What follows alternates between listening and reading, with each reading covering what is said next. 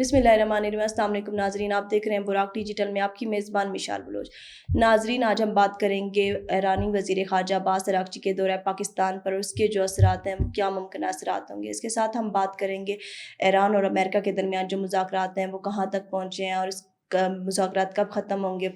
اس کے ساتھ ہم بات کریں گے افغانستان کی سرزمین پر درویش چیلنجز پر کیا صورتحال ہے، اور دوسری جانب ہم بات کریں گے پنجگور سے پھیلائی جانے والی خبروں میں کتنی سچائی ہے۔ تو آئیے گفتگو کا آغاز کرتے ہیں، لیکن اس سے پہلے آپ کو بتاتے چلیں ہمارے ساتھ اسٹوڈیو میں موجود ہے مروہ بلوچ۔ آئیے ان کو ویلکم کرتے ہیں۔ السلام علیکم مروہ، ویلکم کرتے ہیں آپ کو پوڈ کاسٹ میں۔ مروہ، یہ بتائیں کہ ایرانی وزیر خارجہ کا پاکستان دورہ ہوا، حالیہ دورہ جب ہوا ہے تو یہ کتنا مفید ثابت ہوا ہوگا؟ بطور بلوچستان بیٹی آپ کو کیا لگتا ہے کہ اس کے کیا اثرات جو ہے مرتب ہو سکتے ہیں؟ دیکھیں، پاکستان نے اس تمام خطے میں امن کو، خوشحالی کو قائم کرنے میں ایک اپنا بہت بڑا کردار ادا کیا ہے، اور اس بات میں بھی کوئی شک نہیں ہے کہ ایران اور امریکہ کے اس جنگ کو دبانے میں، اس جنگ کو روکنے میں پاکستان نے اپنا ایک بھرپور کردار ادا کیا ہے۔ آج اگر ایران کے وزیر خارجہ پاکستان دورہ کر رہے ہیں تو ایرانی وزیر خارجہ نے یہ بات بھی پوری دنیا کے سامنے واضح کر دی ہے کہ ایرانی وزیر خارجہ یعنی ایران پاکستان پر اعتماد کرتی ہے، ایران پاکستان پر بھروسہ کرتی ہے، ایران اور پاکستان کے بھائی دو دوستانہ تعلقات ہے، ہمارے بیچ میں بھائی چارہ ہے۔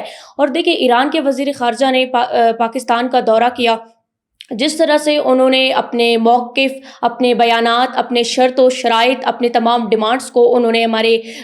Field marshal general Syed Asim Munir کو بتایا، اور اس بات میں بھی کوئی دورائی نہیں ہے کہ ہمارے field marshal general Syed Asim Munir ایک عظیم شخصیت کے مالک ہے۔ اللہ تعالیٰ نے انہیں تمام صلاحیتوں سے نوازا ہے، اور ان میں سے ایک صلاحیت یہ بھی ہے کہ وہ اعلیٰ ذہانت کے مالک ہے۔ تو field marshal general Syed Asim Munir نے بھی ان سے بات کی، بلکہ ان کی طویل ملاقات رہی ہے، انہوں نے بہت ساری باتیں کی، اور جو چارٹر آف ڈیمانڈ تھا ایران کی طرف سے، جو ان کی ایٹمک طاقت ہے، اور اسٹریٹ آف ہرمز کی طرف سے جو کی تمام ڈیمانڈز تھی، جو کی باتیں تھی، جو پاکستان کو بتائی، ہمارے field marshal general Syed Asim Munir کے ساتھ انہوں نے ڈسکس کی، جو کہ اب ہمارے field marshal general Syed Asim Munir یعنی ہمارے پاکستان نے وہ تمام باتیں امریکہ کو بتا دی ہے۔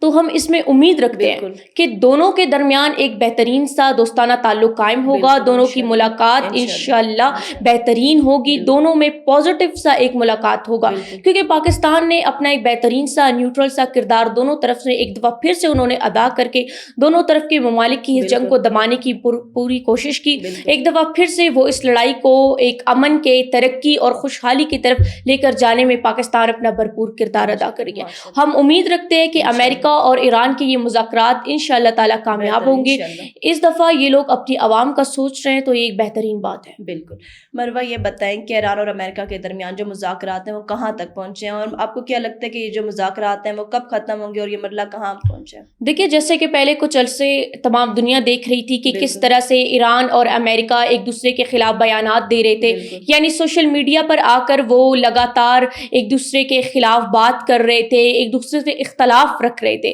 لیکن اب سننے میں یہ بھی آ رہا ہے کہ دونوں نے ایک ساتھ ایک ٹیبل پر بیٹھنے کا فیصلہ کیا ہے، ٹیبل ٹاک کرنے کا فیصلہ کیا ہے، یعنی امریکہ اور ایران اب یہ سوچ رہے ہیں کہ وہ اب ایک ہوں گے، لڑائی ختم ہوگی، دوستانہ تعلقات دوبارہ سے قائم ہوں گے ان کے، کیونکہ اس دفعہ ایران اور امریکہ نے تمام خطے کا چھوڑ کر، تمام خطے کی امن کو چھوڑ کر انہوں نے اپنے عام عوام کی سوچی ہے، اور جس طرح سے ان کی ڈیمانڈز ہیں، ان کی باتیں ہیں، تو ہم امید کرتے ہیں کہ یہ ان کا ٹیبل ٹاک انشاءاللہ تعالیٰ اقتدام کو پہنچے گا، اور اقتدام کو بھی ایسے پہنچے گا کہ یہ لوگ ایک پرامن سا، ترقی یافتہ سا، اپنے بہترین فیوچرز کے لیے ایک پرامن فیصلہ کریں گے۔ ان کا ٹیبل ٹاک انشاءاللہ تعالیٰ کامیاب ہوگا، کیونکہ ہمارے field marshal general Syed Asim Munir نے اس جنگ کو دبانے میں اپنا بھرپور سا ایک کردار ادا کیا ہے، تو ٹیبل ٹاک میں بھی انشاءاللہ تعالیٰ ان کا بہترین سا کردار ضرور وہ ادا کریں گے، اور ان کا ٹیبل ٹاک ضرور کامیاب ہوگا۔